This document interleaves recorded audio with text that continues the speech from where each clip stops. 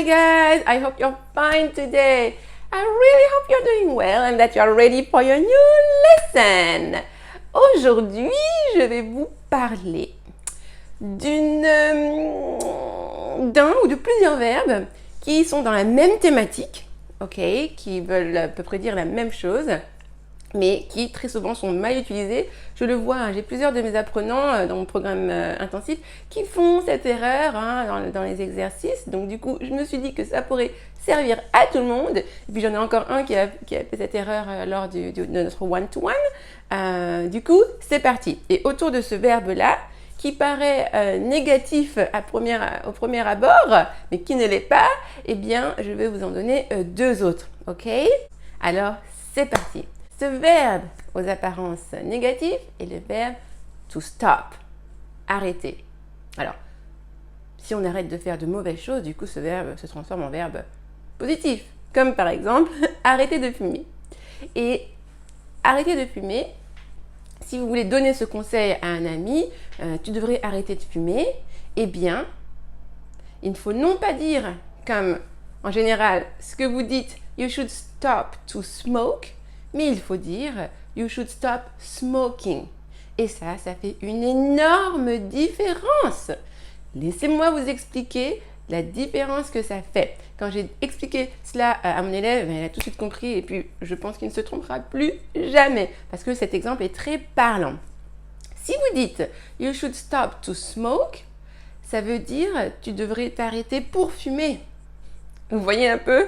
C'est juste l'opposé de ce que vous voulez lui conseiller. En revanche, si vous voulez vraiment dire tu devrais arrêter de fumer, c'est you should stop smoking. Parce que dire arrêter de faire quelque chose en anglais se dit to stop suivi du verbe en ing.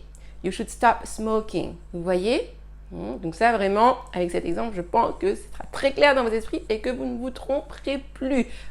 Arrêter de faire quelque chose, c'est to stop doing something. Ok?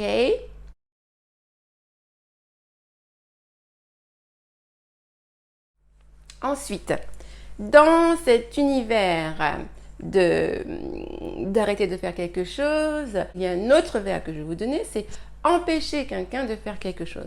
Empêcher quelqu'un de faire quelque chose, on pourra soit utiliser stop, mais deux autres verbes. Et déjà, il faut bien comprendre la structure.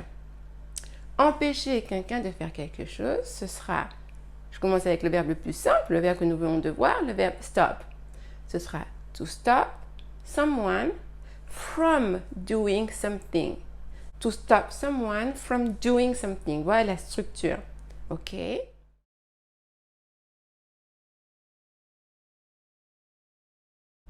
Il y a un autre verbe qui est souvent méconnu et pourtant qu'il est bon de connaître, c'est le verbe prevent.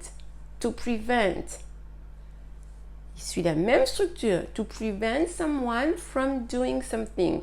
Empêcher quelqu'un de faire quelque chose. To prevent someone from doing something. Ok. Par exemple, elle m'a empêché d'y aller. She stopped me from going there. Or, she prevented me from going there. Ok.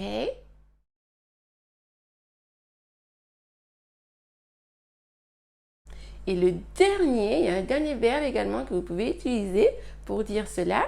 C'est le verbe, je vais vous l'introduire en poussant la chansonnette. Comme ça, je suis sûre que vous ne l'oublierez pas. C'est parti. And no mountain high, and no valley low, and no river wide enough, baby. If you need me, call me, no matter where you are, no matter how far. Don't worry, baby, just call my name. I'll be there in a hurry. You don't have to worry, 'cause baby, there ain't no mountain high enough, and no valley low enough, and no river wide enough to keep me from getting to you, babe. Vous l'avez entendu? To keep me from getting to you. Ok? C'est le dernier verbe pour dire empêcher quelqu'un de faire quelque chose. To keep someone from doing something. Et en l'occurrence, to keep me from getting to you. Cette famous chanson très connue qui dit « Il n'y a pas de montagne assez haute, pas de vallée assez basse, pas de rivière assez sauvage pour m'empêcher d'arriver jusqu'à toi. To keep me from getting to you. » Ah, c'est beau l'amour.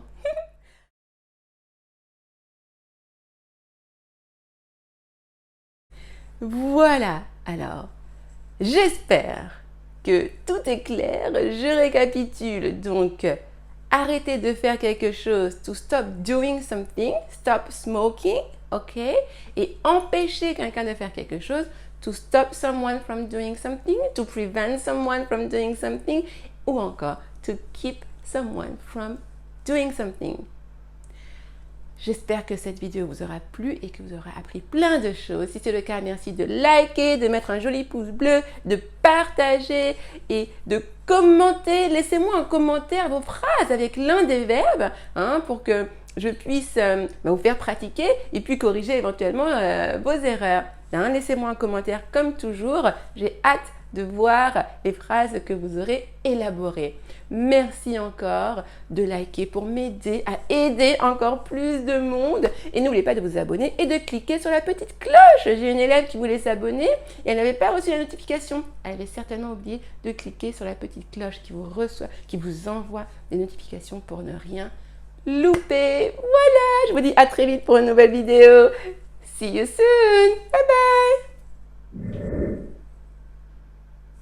Ain't no mountain high enough, ain't no valley low enough, ain't no river wide enough to keep me from getting to you, babe. C'était mieux là?